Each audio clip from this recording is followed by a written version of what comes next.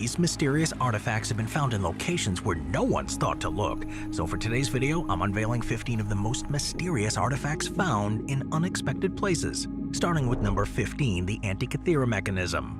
So, the Antikythera mechanism, it's an astonishing artifact from ancient Greece, and it's often described as the world's oldest known analog computer. This hand-powered device was a sophisticated astronomical calculator used to predict celestial phenomena like planetary positions and eclipses decades in advance. Now, incredibly, it could even track the 4-year cycle of the ancient Olympic Games. The mechanism was discovered in 1901 among the wreckage of the shipwreck off the Greek island of Antikythera.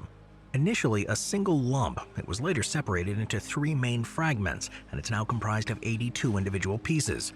Gears and inscriptions are visible on many fragments, with the largest gear measuring an impressive 13 centimeters in diameter. These fragments are currently housed in the National Archaeological Museum in Athens, alongside reconstructing from about 205 BC to 87 BC. However, the shipwreck where it was found has been dated to 70 to 60 BC, so the mechanism must predate that event. This incredible device is an example of the ingenuity of Hellenistic scientists and engineers. Number 14, the Voynich manuscript. The Voynich manuscript is a mysterious, illustrated codex, handwritten in an unknown script, and it's referred to as Voynicese. Now, the vellum on which it's written has been carbon dated to the early 15th century, and stylistic analysis suggests it may have been composed in Italy during the Italian Renaissance. The origins, authorship, and purpose of the manuscript do remain fiercely debated. Hypotheses range from a natural or constructed language to an unread code, cipher, or some other form of cryptography. Some even believe it might be a hoax, a reference work, or work of fiction. Without proper translation and context, though, it's impossible to definitively eliminate any of those possibilities. The manuscript consists of about 2 of the illustrations have fueled speculation about the book's origin, content, and purpose. Notably, astrological considerations were often used in herb gathering and medical practices during the time period. Number 13, the Shroud of Turin. The Shroud of Turin, also called the Holy Shroud, is a linen cloth with a faint image of a man's front and back.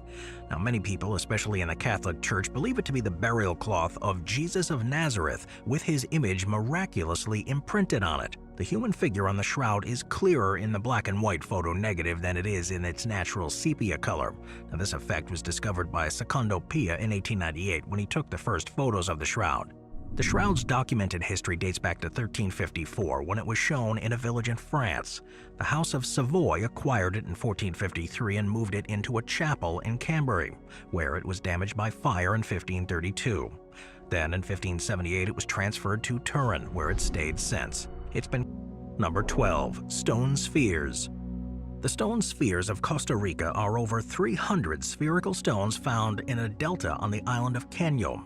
It's known locally as bolas de piedra. These spheres are attributed to the extinct Daqui culture, and they're sometimes called the Daqui spheres.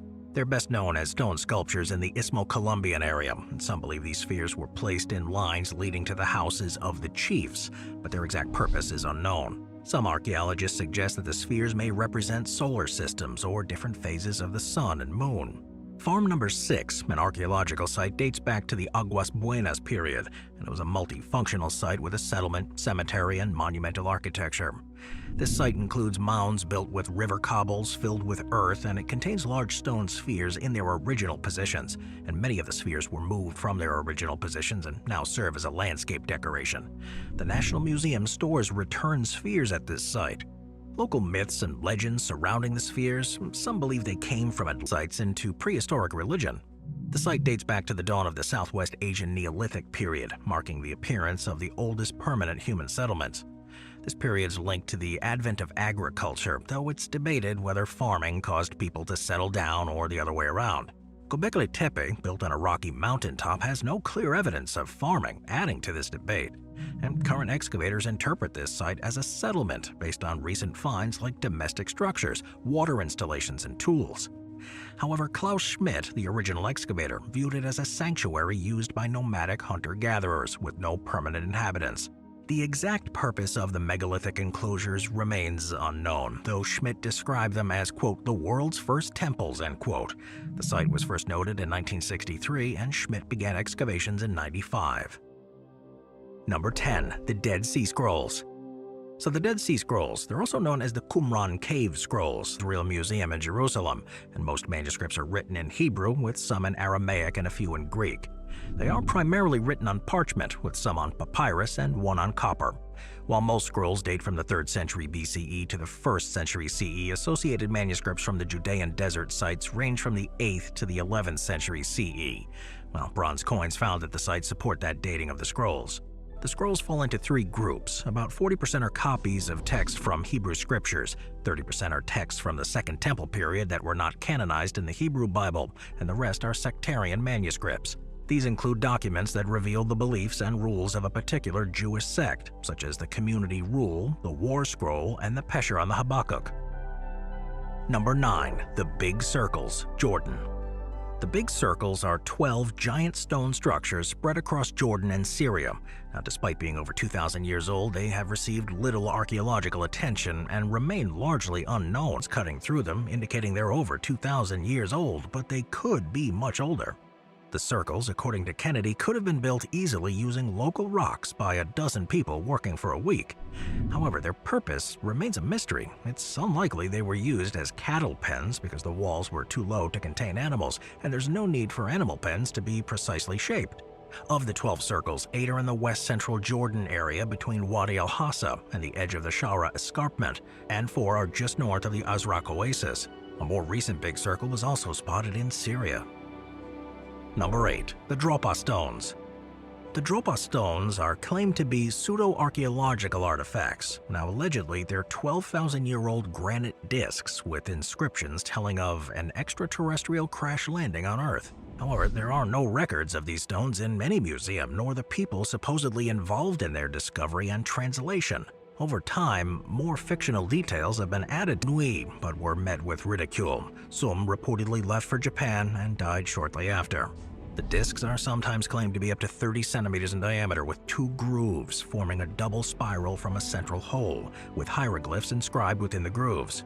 In 1966, a Russian republished the story in the Soviet magazine Sputnik, adding that some discs were sent to Moscow, where they were found to contain cobalt and other materials, that they acted as an electrical conductor and produced a humming sound when placed on a special turntable.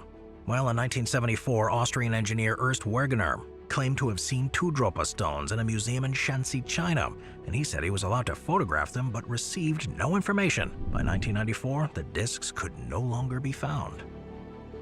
Moving on to number 7, the Utah monolith. The Utah monolith was a metal pillar that stood in a red sandstone slot canyon in northern San Juan County, Utah. This pillar, made of metal sheets riveted together, where it is currently kept. After the monolith's discovery, over 200 similar metal columns appeared worldwide, created by local artists as imitations. Photos and videos of the monolith were released on November 23rd, but its location was kept secret due to safety concerns. Number 6. America's Stonehenge. America's Stonehenge, located in Salem, New Hampshire, is a tourist attraction and archaeological site with rocks and stone structures scattered over 30 acres. It's open to the public and features snowshoe trails and an alpaca farm. The origin and purpose of the structures are debated. Some believe they resulted from local farmers' land use practices in the 18th and 19th centuries and constructions by William Goodwin, who purchased the area in 1937. Others claim a pre-Columbian European origin, though this is considered pseudo-archaeology. And archaeologist David Starbuck stated that the Goodwin likely created much of what is visible today. While originally called Mystery Hill, preserving the bones and brain tissue of 91 skulls, which have been sequenced for DNA. The collection is one of the largest from the Archaic period and considered highly important. Discovered in 1982 during road construction, the site yielded bones dated to over 7,200 years old. The developers had halted construction, donated equipment, and preserved the pond for excavation. The remains included bones of males and females of all ages, with children making up half. This site provides significant insight into early human life in this region. Number 4. The Underwater River. The Black Sea Undersea River is a current of salty water flowing through the Bosphorus Strait into the Black Sea. Now, announced on August 1, 2010 by University of Leeds scientists, it was the first discovered undersea river. Formed about 7,500 years ago, it stems from salty Mediterranean water spilling into the less salty Black Sea. Using the natural Koenig hypothesized it functioned as a galvanic cell for electroplating, but no electroplated objects from this period are known, and this theory is largely rejected. An alternative theory suggests it was a storage vessel for sacred scrolls. The jar containing a copper cylinder and an iron rod showed evidence of acidic agents like wine or vinegar, leading to speculation about its use as a battery. Post-World War II experiments with reconstructions produced electric currents using grape juice or vinegar, supporting the battery theory. Number 2. The Nazca Lines. The Nazca Lines are geoglyphs in the Nazca Desert in southern Peru. They were created between 500 BC and 500 AD. They were made by removing the top layer of pebbles to reveal the lighter soil underneath, and these lines form shapes that are best seen from the air. The lines are over 1,300 kilometers and include geometric shapes, animals, plants, and human figures. They were discovered in 1974, and they include warriors, chariots, and horses. Estimates from 2007 were that there were 3 pits containing the terracotta army, that they hold more than 8,000 soldiers, 130 chariots, 520 horses, and 150 cavalry horses. Other non-military figures have been found in other pits, including officials, acrobats, strongmen, and musicians.